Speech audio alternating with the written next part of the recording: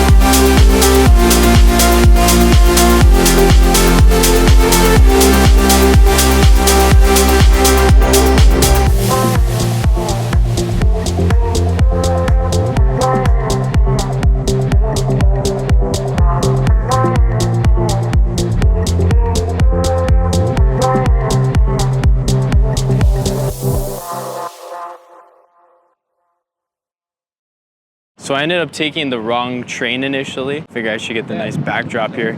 But I took the wrong train. It actually went the wrong way than it was supposed to, but it did end up here. Now it's time to conquer this bridge here.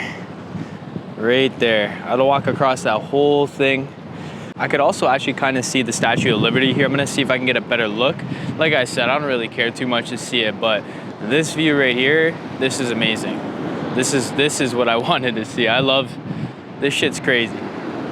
Crazy, it's man-made. It's crazy that these bridges were man-made. They're so big, and then you see the boats coming by. And this obviously is the ocean, right? The Atlantic. Stunning.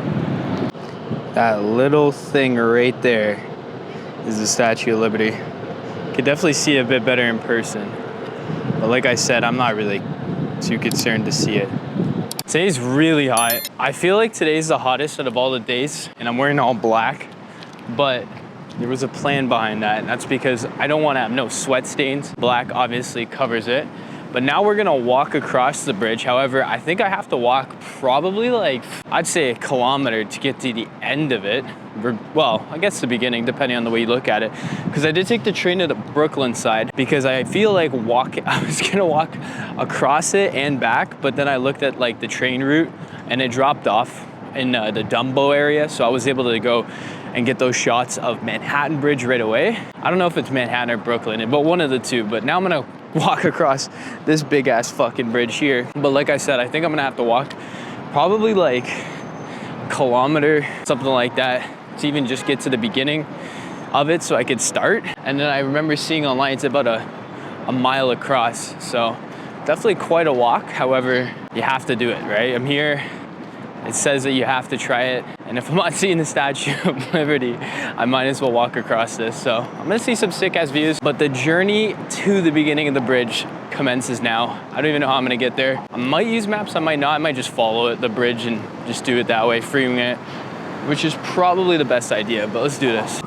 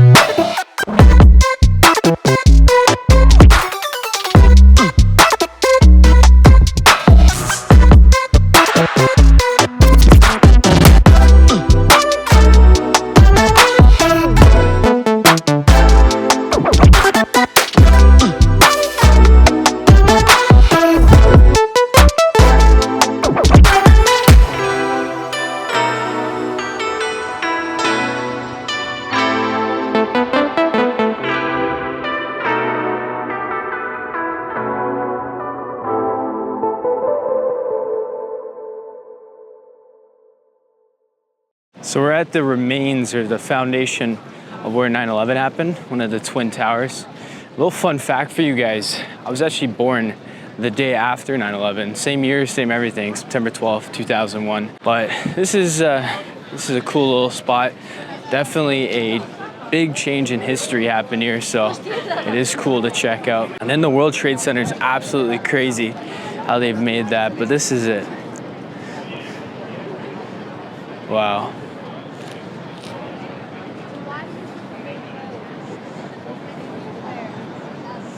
R.I.P. Stunning though.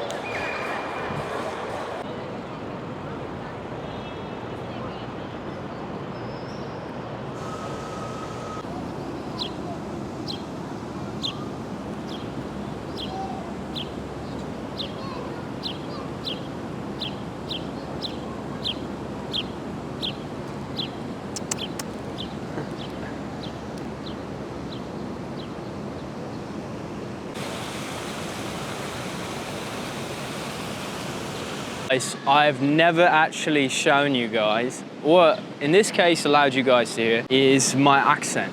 So I like to do accents. To be honest, I'm not even sure which one this would be. Perhaps British, but I get like mixed opinions on this. Whenever my friends hear me talk like this, They think I'm like a Birmingham guy. But we're making our way to the financial district. I think we're making it to the New York Stock Exchange, so that's gonna be pretty cool. I might actually just keep talking like this, or in one of my other accents, but it'd be pretty cool. People are gonna think I am from a whole different country, but you know, somewhere more foreign than Canada. Like, I can even talk like this, you know, the Ukrainian guy. I should talk like this more because a problem always occur with with certain things. Damn. But yeah, I think we're gonna make our way there now.